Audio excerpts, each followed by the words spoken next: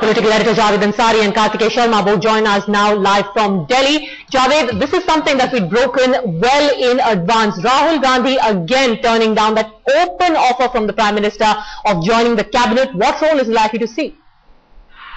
Well, this has been a long-standing offer from Mr. Manmohan Singh, from Dr. Manmohan Singh to Rahul Gandhi. But Rahul, by all indications are that Rahul will take up a position in the party, which will underline his position as number 2. Now we are not so sure of what exactly the designation will be, but what is being talked about is Secretary General, either Secretary General, Vice President, Acting President, or Working President. We know for sure only once the announcement is made. This is as far as Rahul Gandhi is concerned. Kartikeya, in fact, you've been speaking to your sources about who's likely to find a way in, the people who are likely to be shunted out. But it's going to be very crucial for the Congress to try and juggle all its allies, also the aspirations from various states, especially West Bengal after the TMC's exit.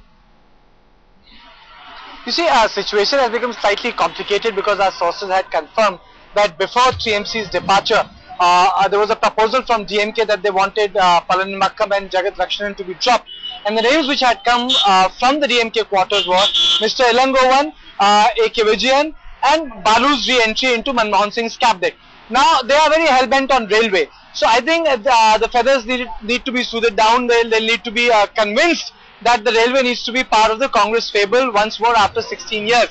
Apart from that, my take of this reshuffle is that the real turnaround in this reshuffle will not be in the top 5, top 6, top 7. The real turnaround will take place at the MOS level, Padmaja.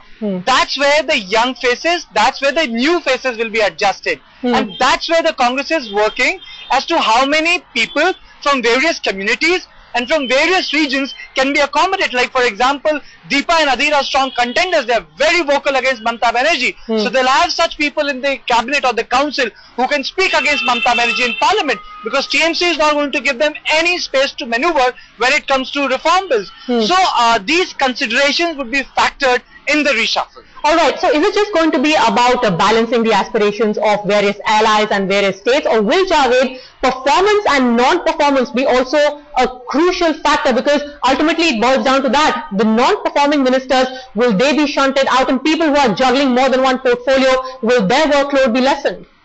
Well, that's the big test for the Prime Minister Manmohan Singh and Sonia Gandhi. Will they exhibit the same kind of boldness and the same kind of courage that they've shown in taking certain measures last week?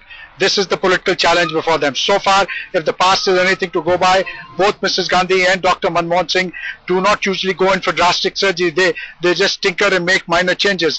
But now they have a huge political challenge looming ahead of them, and the only way they can try and face up to it is by going by merit. If people do not perform, and that should always be the yardstick, if people do not perform or are not equal to the task, then they need to be moved, and somebody more dynamic or somebody else should be given a chance. So this is what people will be watching out for. Not so much of individuals, but performance ought to be the yardstick. Of course, in every such exercise, social and regional imbalances have to be corrected and kept in mind. But in doing so, merit ought to be the main criteria. But will it? We'll be watching out for that. For now, Javed Ansari, Kartikeya Sharma, thank you very much for joining us.